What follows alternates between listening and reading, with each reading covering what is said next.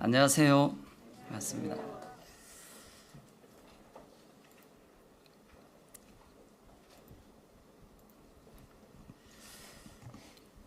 네.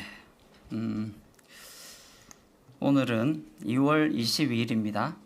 벌써 이제 6월 달이 한 주밖에 남지 않았습니다. 2026년도 이렇게 벌써 6월 달이 끝나가고 있는데요. 저에게 있어서 2월 달은 좀 특별한 시간이었습니다. 지난주에 우리 김동욱 형제님께서 튀르키예 그리스 바울 여정을 다녀오신 부분을 사진으로 이렇게 잘 설명을 해 주셔서 너무 좋았습니다. 저는 그냥 9박 11일 동안 우리나라가 아닌 그리스와 튀르키예를 다니면서 특히 튀르키예를 보면서 우리가 3,000km 정도를 버스를 타고 다 이렇게 이동을 했는데 마을을 정말 유심히 자세히 보았습니다. 이 땅이 엄청나게 큰데도 모든 마을마다 사원이 있었습니다. 이슬람 사원이죠. 오늘 말씀의 제목은요, 일단 하나님의 은혜를 맡은 선한 청지기입니다. 하나님의 은혜를 맡은 선한 청지기가 누구인가 우리가 이 시간 함께 생각해 보시면 좋겠습니다.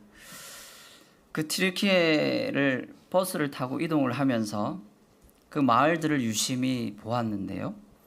튀르키예 마을마다 여기 보이는 이 뾰족한 첨탑 있죠.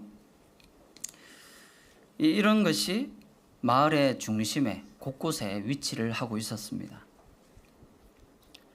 계속 다니다 보니까요, 여기도 있고요, 산 속에도 마을이 있으면 그곳에도 만들어져 있습니다. 별로 도시도 아닌데 이렇게 사원이 있고요. 좀 큰 도시에는 더 큰 사원이 있었습니다. 이걸 보면서 어떤 생각이 들었냐면요, 이 나라는 1923년 정도에 무스타파 카말이라는 이 튀르키예 사람에게 있어서는 아주 훌륭한 지도자로 이렇게 인정을 받고 있습니다. 이분이 새로운 정권을 만들면서, 물론 그 전부터 이슬람이었지만 정치와 종교가 이렇게 합쳐졌습니다. 모든 국민들을 다스리고 통치하기 위해서 종교라는 것을 이용을 해서 모든 마을마다 사람들에게 이곳에 참여하도록 사회적인 분위기와 문화를 만들어 버린 것입니다. 이 나라 사람들의 99.8%가 이슬람입니다. 태어날 때부터 이분들은 부모님을 따라서 아이들도 전부 다 이 마을, 이 사원으로 가고 있는 거죠. 그래서 생각을 할 수가 없습니다. 그리고 더 놀라운 것은요, 하루에 5번 이 첨탑에 스피커가 달려 있습니다. 그래가지고 이 스피커가 아주 큰 소리로 온 마을에 울려 퍼지도록 소리를 냅니다. 어떤 소리를 내냐 하면 알라만이 유일하신 자기네들의 신이다, 이런 식으로 그 사람들의 마음과 생각을 그냥 이 종교라는 틀 안에 가두어 버리는 것입니다. 만약에 여러분과 저도 튀르키예에 태어났다면 어쩌면 저런 모습으로 살아가고 있을지도 모릅니다. 인생이 무엇인가? 나는 왜 태어났는가? 진리가 무엇인가? 사람은 왜 죄인인가? 죽고 나면 어떻게 되는가? 이런 생각들을 우리는 마음껏 할 수 있고 마음껏 찾아볼 수 있습니다. 그래서 그 진리를 찾아 헤매다가 예수 그리스도, 우리 주님을 만나게 되었고 성경을 통하여 복음을 듣게 되었습니다. 그래서 이제는 눈에 보이지 않지만 이 모든 세상을 창조하신 분이 하나님이신 것과 그리고 사람이 죄인인 것과 그 죄로 인하여 영원한 심판을 받을 수밖에 없음을 우리는 깨달아 알게 되었습니다. 이것을 머리로 아는 거랑 마음으로 믿는 거랑은 다릅니다. 이 튀르키예 사람들은요 99.8%가 이슬람이지만 정작 제가 이렇게 보았을 때 이 아잔 이 스피커에서 하루에 5번 소리가 들린다 그랬잖아요. 새벽에 한 번, 한 6시쯤 울리겠죠. 그리고 낮 12시 반 정도 되면 또 한 번 울립니다. 그리고 오후 한 4시 정도 되면 또 한 번 울리고요. 그리고 저녁 6시 몇 분에 또 울리고 그리고 저녁 밤 8시에 또 울립니다. 총 5번을 울릴 때마다 이분들은 어떤 생각을 할까요? 또 뭐 소리가 나는가 보다. 그냥 아무렇지도 않게 생활을 하고 있더라고요. 그분들은 나름대로 자신들이 뭘 믿고 있고 또 어떻게 생활하고 있는지 나름 생각은 하겠지만 진실함 그리고 그 마음에서 우러나오는 진정함은 보이지 않았습니다. 그냥 우리가 생각할 때 이 종교라고 하는 것은 사실 사람들에게 쉽게 다가갈 수 있습니다. 왜냐하면 내 마음이 어떠하든 상관없이 행위로 절을 하거나 기도하는 시간을 갖거나 또는 주문을 외우듯이 뭔가를 외우면 되니까 이것은 너무나 쉽습니다. 그래서 많은 종교인들이 쉬운 종교를 선택합니다. 그러나 우리는 알아야 되는 것이 있다면 그 껍데기가 중요한 게 아니잖아요. 근데 종교는 껍데기를 정말 중요하게 여기고 있다는 겁니다. 그래서 이 사원을 말마다 만들어 놨지만 그곳에서 진정 자신의 영혼의 문제를 해결받을 수 있을까요? 진리를 찾을 수 있을까요? 없습니다. 그리고 혹시라도 그런 진리를 찾아 나와서 기독교나 복음을 듣고 하나님의 자녀로 생활하고 싶다면요 불이익을 줍니다. 사회가요. 어떻게 해요? 공무원이나 어떤 중요한 일을 맡길 때 이슬람 사람이 아니면 종교가 아니면 불이익을 줍니다. 그리고 그 마을에서 기독교를 믿는다 하면 핍박을 합니다. 막 불을 지른다든지 사람을 협박한다든지 그 가족들을 차별한다든지 이것만 보더라도 양심적이지 않은 거죠. 참된 선한 양심이 아닌 겁니다. 사람 중에는 다른 생각을 할 수도 있고 다른 종교를 믿을 수도 있잖아요. 근데 그것을 억지로 막아버리는 거죠. 저는 공산주의나 뭐 북한, 중국 뭐 이런 거와 다를 바가 없죠. 튀르키예는 겉으로는 종교의 자유를 허락한다고 말은 합니다. 하지만 실상은 그렇지 않다는 거죠. 그래서 우리에게 들려진 이 복음이 얼마나 중요한지. 이렇게 오랫동안 수천 년은 아니죠. 몇백 년을 이슬람을 믿고 있지만 그 껍데기는 화려하고 아주 절대적인 영향을 미치고 있지만 그 속 사람, 영혼의 갈등과 고민을 해결해 줄 수는 없다는 겁니다. 그래서 우리는 껍데기에 종교적인 행위에 너무 마음을 쏟지 마시고 내 마음의 중심이 어떠한가를 하나님은 보고 계시거든요. 그 마음을 기억하면서 오늘 말씀 좀 교제를 하고자 합니다. 그래서 이 곳이 AD 60년에는 또 60년, 70년 사도 바울과 그 사도들이 활동하던 시대에는 엄청난 부흥을 맞이합니다. 여기 지도에 나오는 것처럼 베드로전서 1장 1절로 2절에 베드로가 편지를 쓰게 됩니다. 대상이 누구였냐 하면요. 예수 그리스도의 사도 베드로는 본도, 갈라디아, 갑바도기아, 아시아와 비두니아에 흩어진 나그네. 그러니까 흩어진 나그네들, 그 당시에 복음이 전해지기 시작한 지 얼마 안 됐잖아요. 예수님께서 AD 33년에 십자가에서 죽으시고 부활하심으로 이제는 제자들이 변화되어 성령이 임하심으로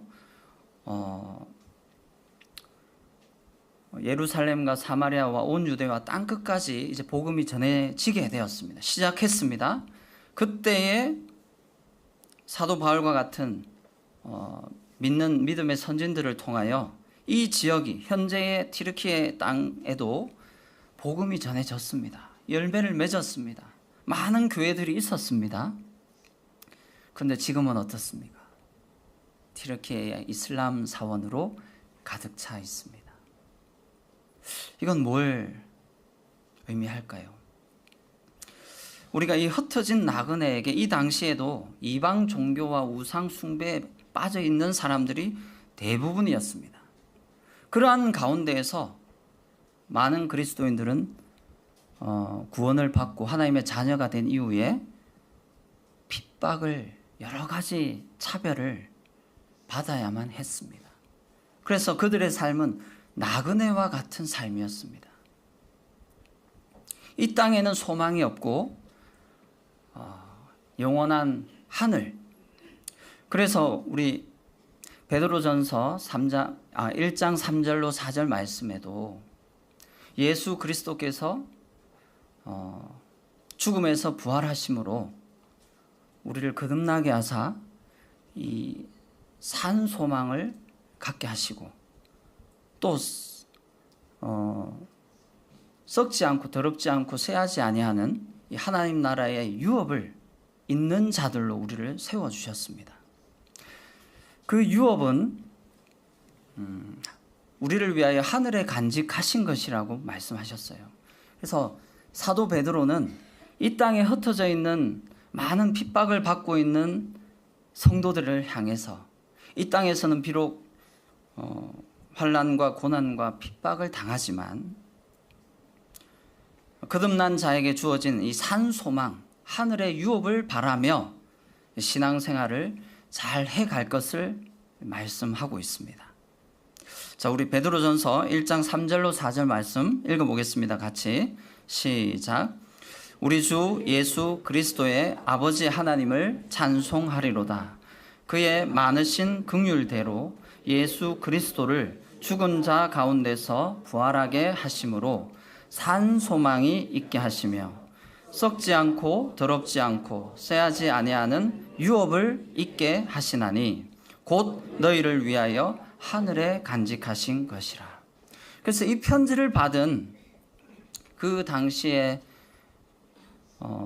소아시아 지역에 흩어져 살던 그 유대인들은 그리스도인들은 얼마나 큰 위로와 힘이 되었을까요? 산 소망을 바라보고 너희를 위하여 하늘에 간직하신 그 소망을 바라보면서 현재 있는 여러 고난과 시험과 아픔을 참고 견디라고 이 베드로를 통하여 성령님은 말씀하신 것입니다. 이것이 더 확실하게 또 나와 있죠. 베드로전서 1장 6절로 7절 말씀 같이 읽어보겠습니다. 시작. 그러므로 너희가 이제 여러 가지 시험으로 말미암아 잠깐 근심하게 되지 않을 수 없으나 오히려 크게 기뻐하는도다. 너희 믿음의 확실함은 불로 연단하여도 없어질 금보다 더 귀하여 예수 그리스도께서 나타나실 때에 칭찬과 영광과 존귀를 얻게 할 것이니라. 자, 이제 성령님이 베드로를 통하여 그 당시에 성도들에게 하신 말씀이, 마음이 조금 느껴집니까? 너희 믿음의 확실함을 기억하라는 것입니다. 여러 가지 시험이 이 당시에 있었습니다. 차별이 있었습니다. 많은 우상 숭배자들과 종교인들로부터 핍박을 받아야만 했습니다. 그러함에도 그들이 갖고 있는 믿음은 확실하고 분명한 것이었습니다. 예수 그리스도께서 나타나실 그때에 분명하게 드러날 것임을 말씀해 주고 있죠. 오늘날 우리에게는 어떤 시험이 있을까요? 아직 이 당시 베드로 전서가 쓰여질 당시는 약 AD 60년에서 62년 정도로 추정하고 있습니다. 자, 이 당시에는 이런 핍박과 시련과 고난이 있었다면 지금은 우리에게 어떤 시험과 고난이 있을까요? 여전히 성경은 우리에게도 너희가 이 땅에서 거류민과 나그네와 외인과 같이 생활하라고 말씀하고 있습니다. 동일합니다. 그럼 우리에게도 여러 가지 시험과 고난과 핍박이 있겠지요. 대한민국에는 종교의 핍박은 없습니다. 자유가 있습니다. 우리가 원하면 믿을 수 있고 찾을 수 있고 행할 수 있습니다. 전할 수 있습니다. 그러나 그렇지 않은 곳도 있다는 것을 우리는 분명하게 보고 있습니다. 어쩌면 대한민국에 있는 우리 대구 남부교회의 성도님들이 겪고 있는 시험은 어떤 시험일까요? 눈에 보이지 않는 영적인 싸움의 시험이 있습니다. 사단은 끊임없이 우리를 우는 사자와 같이 넘어지게 만들고 예수 그리스도의 말씀에서 떠나 자기가 주인이 되어 자기 생각대로 살아가도록 우리를 유혹하고 시험하고 있습니다.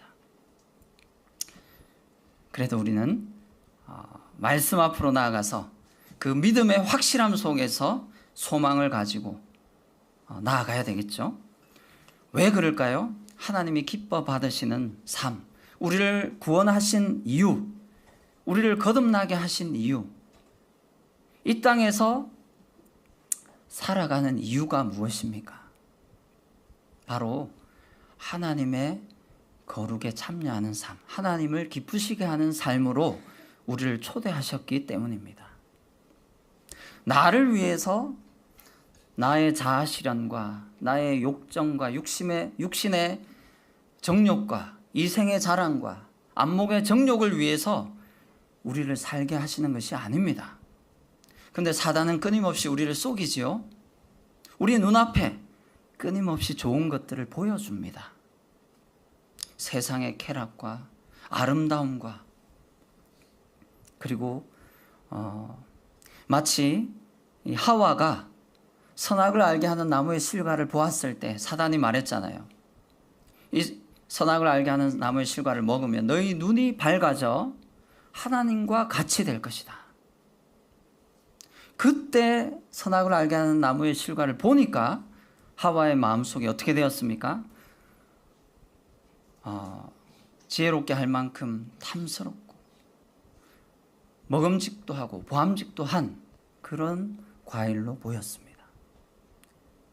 우리의 마음과 생각을 지키지 않으면 우리는 어쩌면 하나님을 기쁘시게 하는 삶이 아니라 성령님이 근심하는 삶, 구원받았음에도 불구하고 거룩한 삶에 동참하는 것이 아니라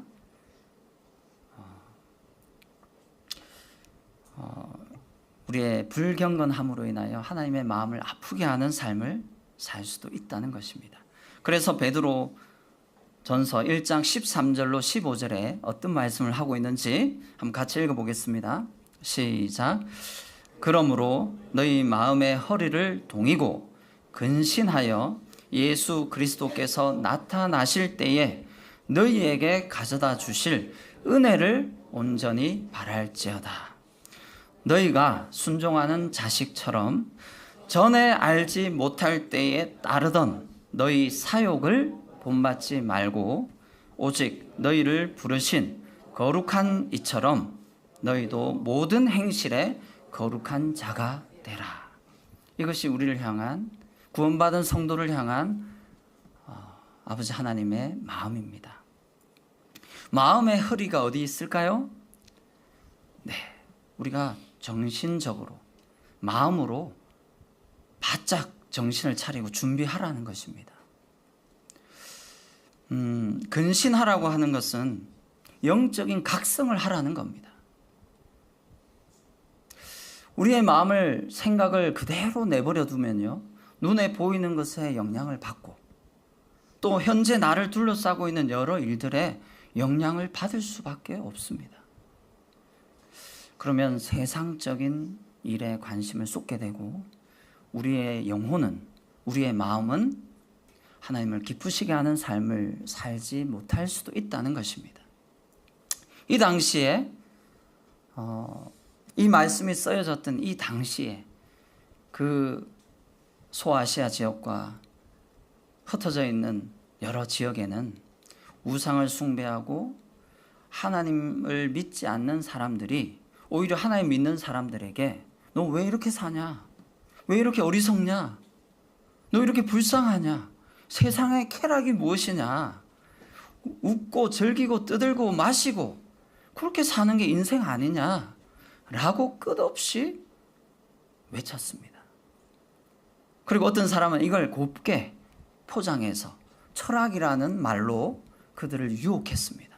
그들의 마음을 사단의 생각을 넣어서 합리화시켰습니다.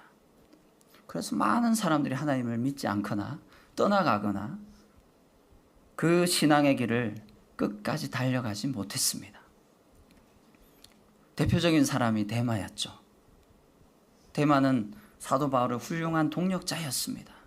그러나 결국 끝에 가서는 세상을 사랑하여 데살로니가로 떠나갔습니다.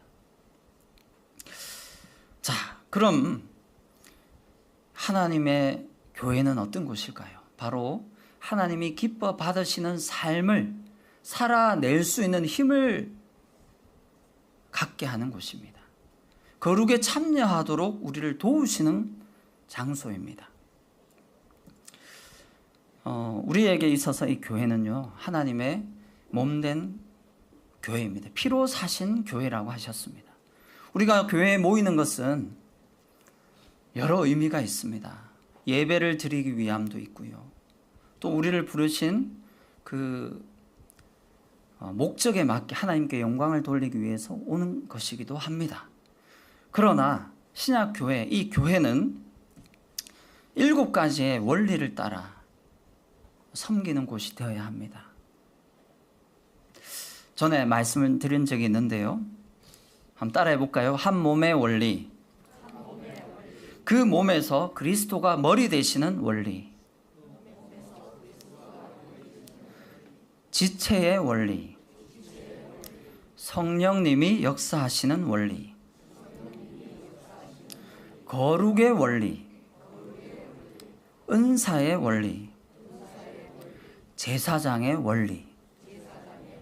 네, 이 7가지가 명확하게 그 교회에 가르쳐지고 행해지고 지켜지지 않는다면 하나님이 온전히 기뻐하시는 교회라고 보기가 어렵습니다.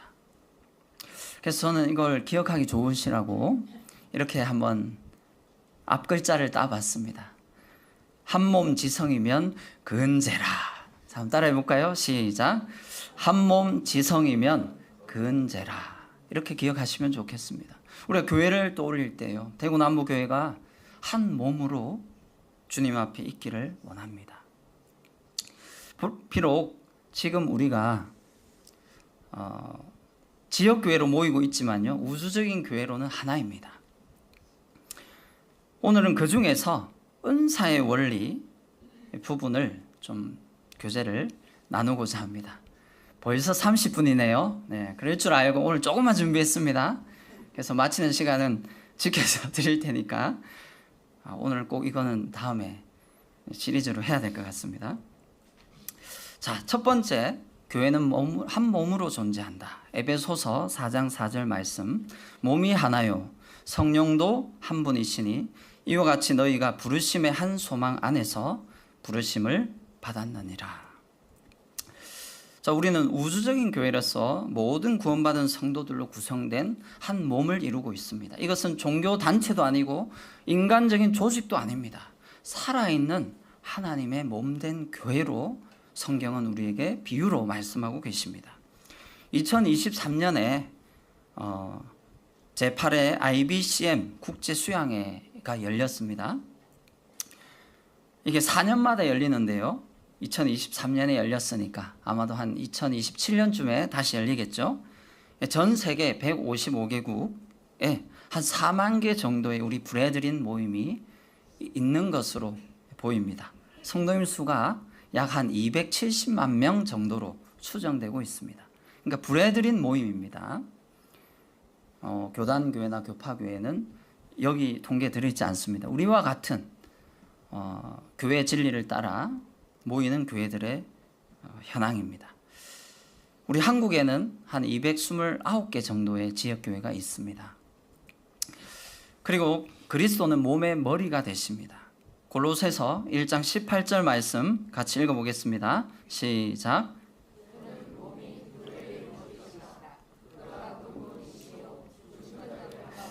먼저 나신 이시니 이는 친히 만물의 어뜸이 되려 하심이니라.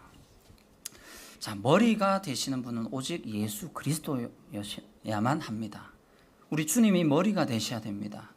그러나 오늘날 수없이 많은 종교 단체나 잘못된 교회들, 잘못될 가능성이 높은 교회들은요, 사람이 머리가 되어 있습니다. 사람이 머리가 될 수 있는 여러 환경과 여러 상황이 될 수도 있는 것입니다. 그래서 우리는 끊임없이 이것을 경계해야 됩니다. 우리가 거듭난 하나님의 자녀로서 몸된 교회가 어떠해야 되는가, 어떠한 모습으로 주님 앞에 서기를 원하는가, 우리 모두가 고민해야 된다는 것입니다. 모든 믿는 자는 몸의 지체입니다. 고린도전서 12장 27절 말씀 우리 같이 읽어보겠습니다. 시작. 너희는 그리스도의 몸이요 지체의 각 부분이라. 자, 그 몸을 이루고 있는데 그 몸의 각 지체가 누구라고 했습니까?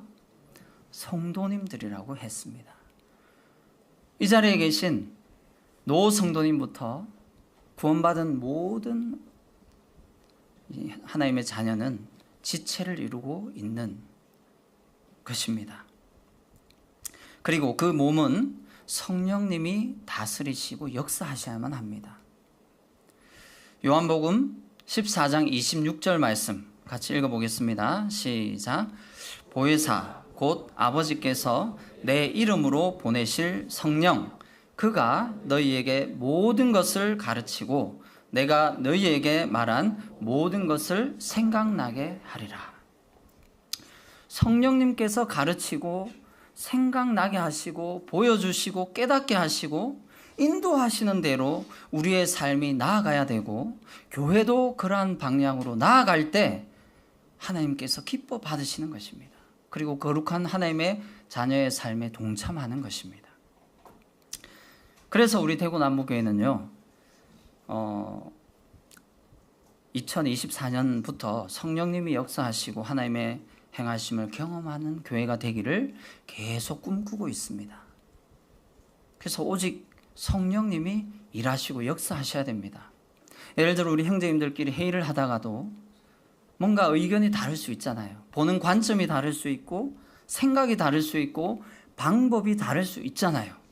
그럼 그때 어떻게 해야 되겠습니까? 목소리 큰 사람의 뜻대로 해야 될까요? 아니면 더 훌륭해 보이는 성도님의 말씀을 따라 해야 될까요? 그러한 모습으로 했던 게 고린도 교회였습니다. 초창기의 모습이었죠. 유력한 자의 말과 행동에 따라 그 교회가 좌지우지되는 오늘날 교파교회나 또는 성령님이 역사하시지 않는 교회가 얼마나 많습니까? 우리는 그러지 않기를 바랍니다. 그래서 의견이 맞지 않거나 뜻이 맞지 않거나 우리의 마음에 불편함이 있다면 다시 주님 앞에 기도하는 것입니다. 기다려야 되는 것입니다. 그것을 진행하는 것이 아니라 서로 주님 앞에 다시 한번 내 마음이 왜 불편한지 그 의도와 그 마음을 살펴야 되는 것입니다. 마음이 불편한 이유가 단순히 나의 사적인 감정이나 판단이나 이익 때문에 마음이 불편한 거라면 주님 앞에 회개해야 됩니다. 그러나 정말 하나님 앞에서 마음의 동기가 주님을 향해 있고 선한 마음이라면 주님 앞에 더 기도하고 형제 자매님들을 설득해야 되는 것입니다. 그럴 때 성령님이 역사하시고 변화시키셔서 성령님의 뜻대로 방법대로 이루어지겠죠. 또 2025년도에는 주님 사랑으로 서로 소통하기를 바랬습니다. 그리고 깨어 기도하는 교회가 되기를 원합니다. 이 부분을 우리 성도님들 얼마나 마음속에 깊이 담고 계신지 모르겠습니다. 우리가 몸된 지체가 되고 하나님께로부터 모든 능력과 은사를 받는다 할지라도 사랑이 없으면 아무것도 아니라고 말씀하셨잖아요. 너희는 사랑을 추구하라 라고 말씀하셨습니다. 그래서 우리 교회에 우리가 함께 섬기고 모이는 곳에 주님의 사랑이 빠져버린다면 그것만큼 심각한 일이 없다는 것을 잊지 마시고 우리 주변에 있는 형제 자매님들을 보십시오. 얼마나 주님의 사랑을 입고 계십니까? 주님이 사랑하신 그 성도를, 그 영혼을 우리가 어찌 사랑하지 않을 수 있겠습니까? 그래서 그 마음으로 서로 소통하기 바랍니다. 그리고 이제 2026년도 뭐였습니까? 기억나십니까? 한번 읽어볼까요? 시작. 일꾼이 세워지며 모든 성도들이 은사를 따라 동력하는 교회입니다. 자, 앞으로 우리 대구남부교회에요, 일꾼들이 세워져야 됩니다. 또 준비되어져 가야 됩니다. 처음에 2023년도에는요, 이 일꾼이라는 말 대신에 전임사역자라는 말로 썼습니다. 전임사역자. 그런데 시간이 지나면서 우리 형제님들의 마음속에 모든 것을 포함하는 어떤 특정한 사람이 일꾼이 아니라 우리 모든 성도님들이 일꾼이라는 것을 깨닫게 하셨습니다. 그래서 대구남부교회는 일꾼이 세워지며 모든 성도들이 은사를 따라 동력하는 교회가 될 때 신약 성경적인 아름다운 교회로 나아갈 수 있습니다. 네, 이것은 저절로 되는 게 아니겠죠. 자, 여기서 이제 오늘 일꾼은 누구인가 라고 한번 생각을 해 봐야 되겠습니다. 하나님의 여러 가지 은혜를 맡은 선한 청지기가 바로 일꾼입니다. 모든 성도가 곧 일꾼이며 함께 동력하는 자라고 성경은 가르치고 있습니다.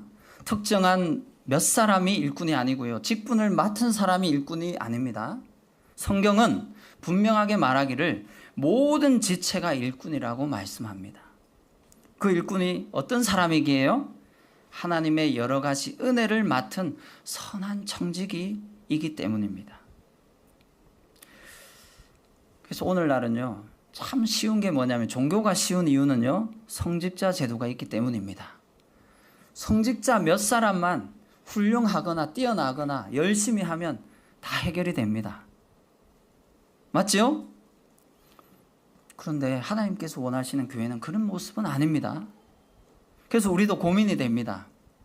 대구 남부교회에 훌륭한 1인 목회자 또는 전임 사역자가 세워지면 참 좋겠어요. 인간적인 마음은요. 왜냐하면 그 모든 걸 맡길 수 있잖아요.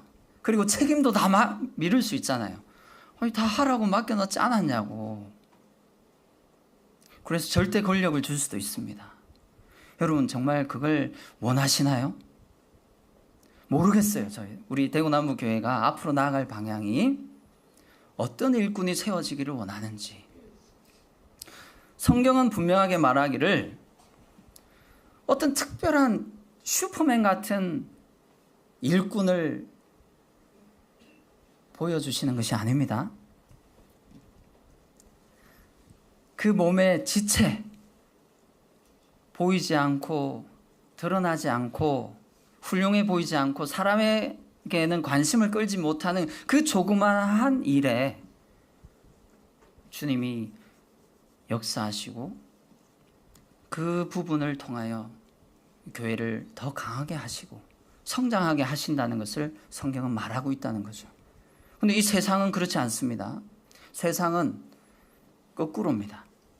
뛰어나고 훌륭하고 능력 있고 잘하는 사람이 그 일을 맡습니다. 그리고 그 사람들을 통해 일을 이루어 갑니다. 세상은 반대지요.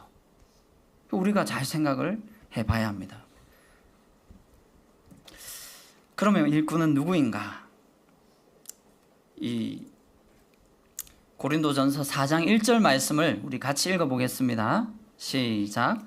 사람이 마땅히 우리를 그리스도의 일꾼이요 하나님의 비밀을 맡은 자로 여길지어다.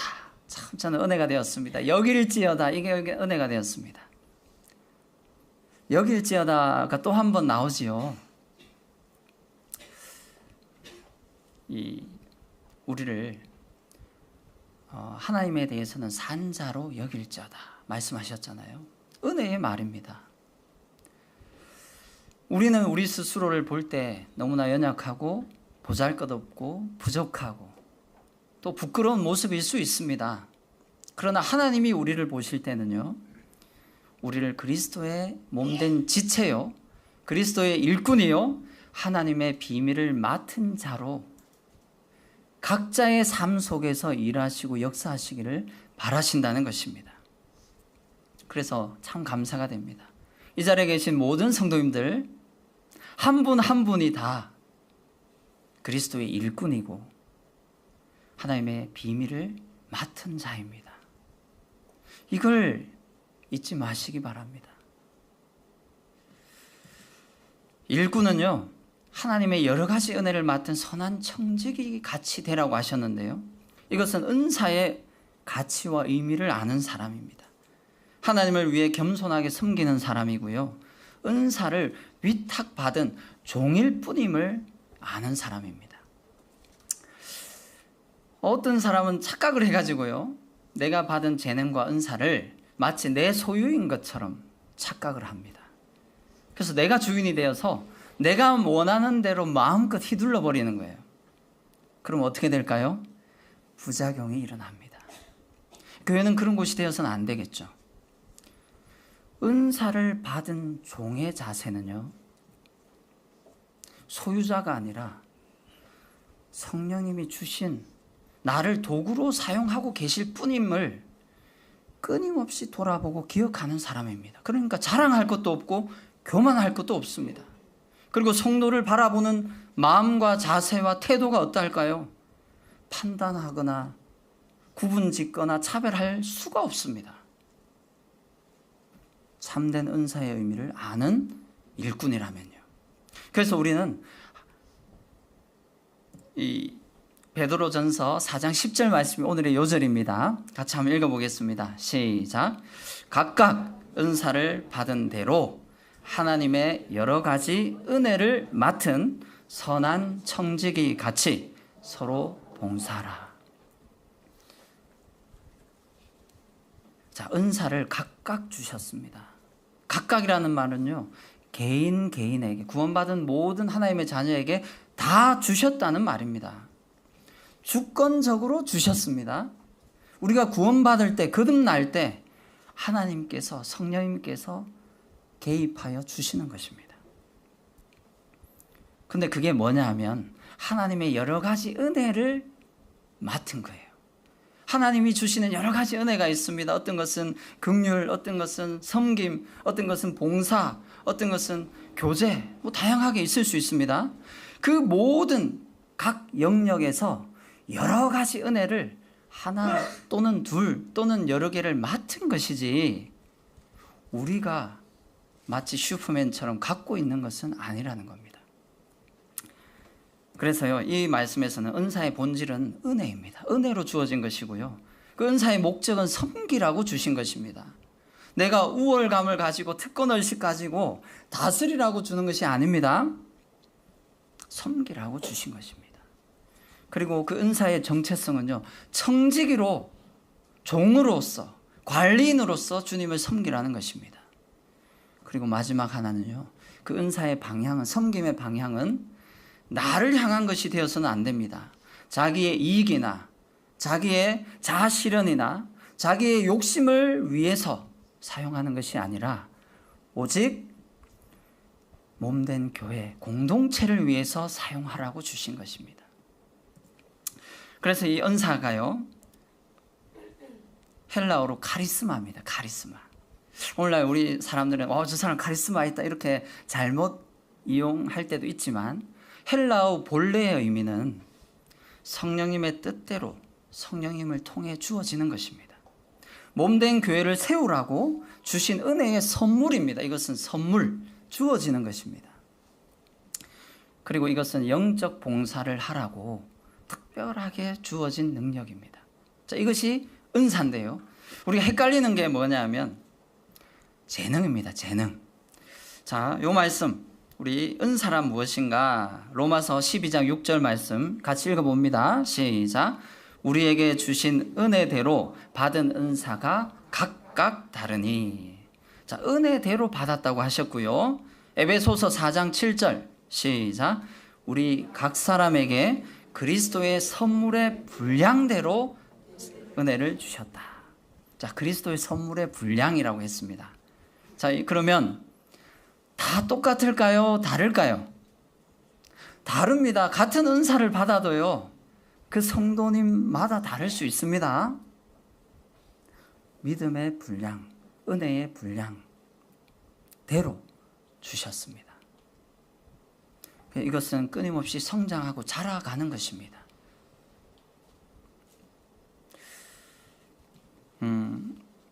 일꾼이 세워진다는 것은요, 성도를 온전케 하는 것인데요.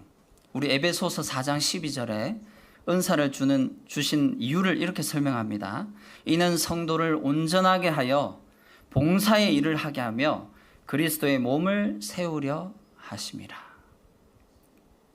자, 여러분, 성도님들께 성령님이 왜 은사를 주셨습니까? 은사를 주신 이유는요, 성도를 온전케 하라고 주셨어요. 그럼 온전케 한다는 이 말, 헬라어는 카타티스마스인데요. 이 참 발음이 어렵습니다. 근데 이것은 의미가요, 준비시킨다라는 의미입니다. 그래서 우리는 각각 믿음 안에서 다른 성도님들의 섬김과 은사의 활용을 통하여 각각 또 다른 성도님들의 은사를 발견하고 연습하고 훈련하여 그 경험을 통해 준비시킨다는 의미가 있는 것입니다.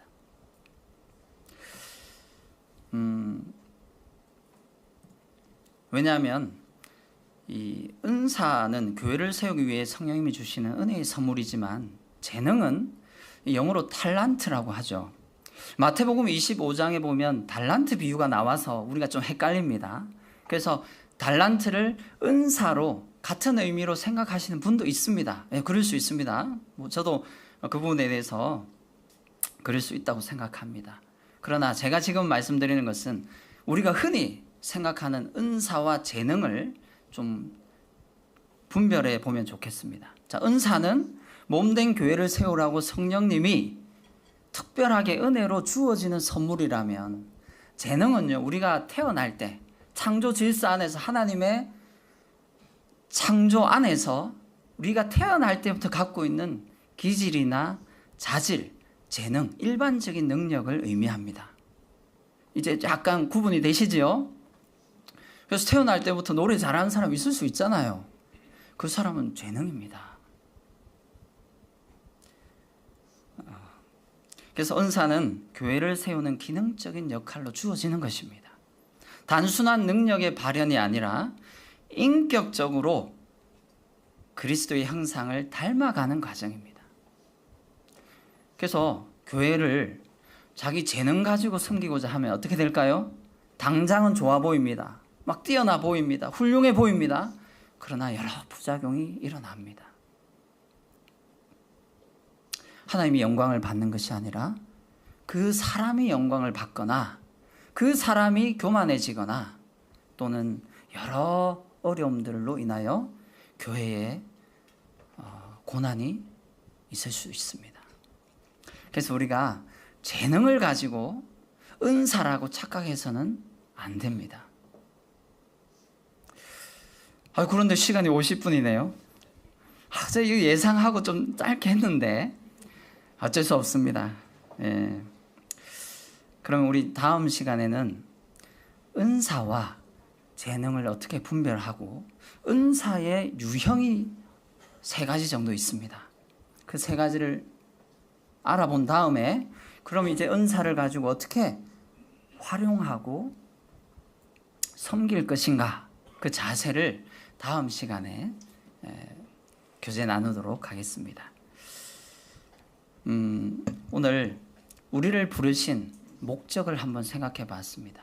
우리를 이 세상 가운데서 버려두지 아니하시고 이 세상은 헛된 것을 찾아 평생도록 수고하고 섬기다가 결국은 허망하게 끝이 납니다. 그것이 인생입니다. 그러나 우리는 그 인생 가운데 가장 귀하고 값진 것을 얻었습니다. 그리스도 안에서 거듭났습니다. 구원을 받았습니다. 그러면 거듭난 하나님의 자녀로 하여금 몸된 교회를 섬기는 지체로 세우시고 성령님의 역사하심 가운데 우리를 통하여 거룩한 자녀의 삶으로 동참케 하시는 그 성령님의 음성에 귀를 기울이셔서 우리 함께 주님을 배워가고 성장해 가기를 바랍니다. 우리 기도드리고 마치도록 하겠습니다. 은혜로우신 아버지 하나님, 참 우리를 사랑하시고 또 긍휼히 여기셔서 죄악 가운데 구원하여 주셨을 뿐만 아니라 하나님의 자녀로 살아갈 수 있는 능력과 또 마음을 주셔서 감사를 드립니다. 그 능력이 우리에게서 난 것이 아니라 성령으로 말미암아 주어진 하나님의 은혜의 선물임을 기억합니다. 하나님의 여러 가지 은혜를 맡은 선한 청지기와 같은 자로 각각 은사를 받은 대로 주님 안에서 서로 봉사하며 섬길 수 있는 자들로 우리를 세워 주시옵소서. 모든 것을